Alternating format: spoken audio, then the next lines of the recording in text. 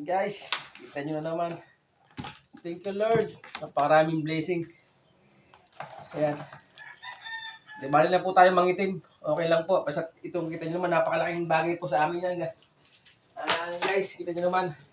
Kung gaano karami napana ko guys. 3 kilo. Kung bibilin mo to guys, talagang napaka mahal na nito. Maganda po yung napana ko, puro sa maral po. Thank you Lord. Another blessing at bibigyan ko po yung aking mga anak. Dahil Monday po bukas, may pasok sila. Kaya kailangan. Tignan nyo guys yung aking napana guys. Oh. Kita nyo na guys. Oh. Napakarami guys. Thank you Lord. Another blessing na naman po. Marami ako napana guys na sa maral. Talagang kahit na hindi ganong maganda yung linaw, napakarami pong isda. Hindi ko alam kung bakit talagang ano siya. Talagang napakaswerte ko ngayong araw na to.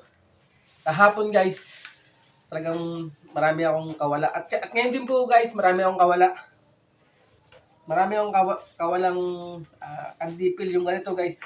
Kailangan masintruhan to guys kasi malakas po yan guys. Pag hindi mo nasintruhan, napakaganda po. Kita nyo guys yung napana ko. Ayan o, napakarami. Napakarami guys, kita nyo naman.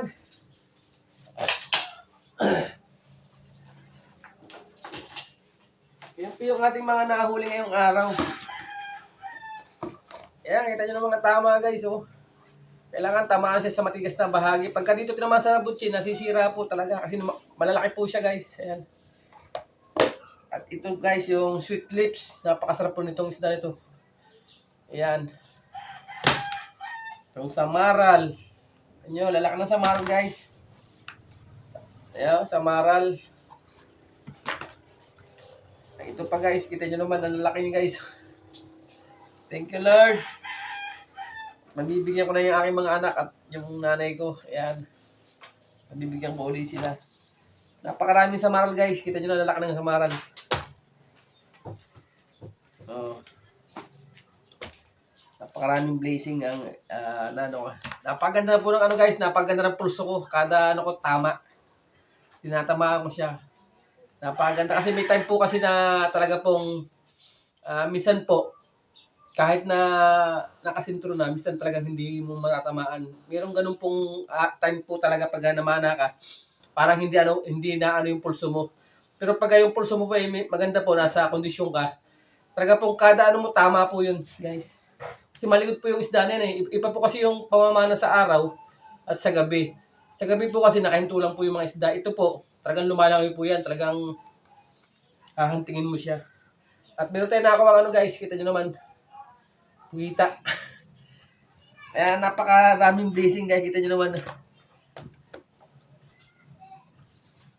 3 kilo siguro to guys. Ayan.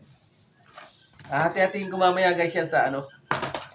Itong malalaki at baka mabigyan din po yung bibigyan natin sila. Ayan, ang lalaki guys. Kita nyo naman oh.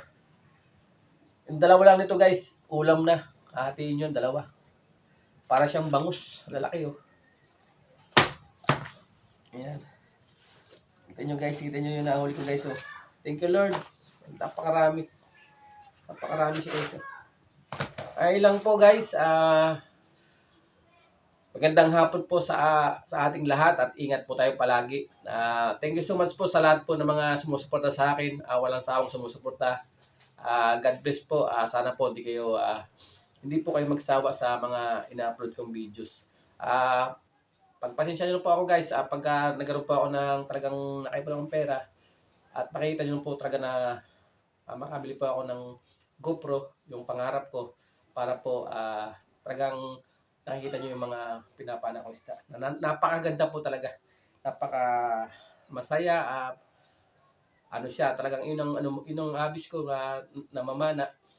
Talagang pagka maganda po rin ang linaw ay napaka dali lang po talaga karoon ng ulam. Meron na tayong pambinta, may pang-ulam na, may pambigay pa po sa nanay ko, sa mga anak ko.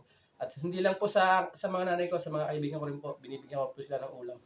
Ayun lang po, maraming salamat po ulit at ingat po tayo palagi.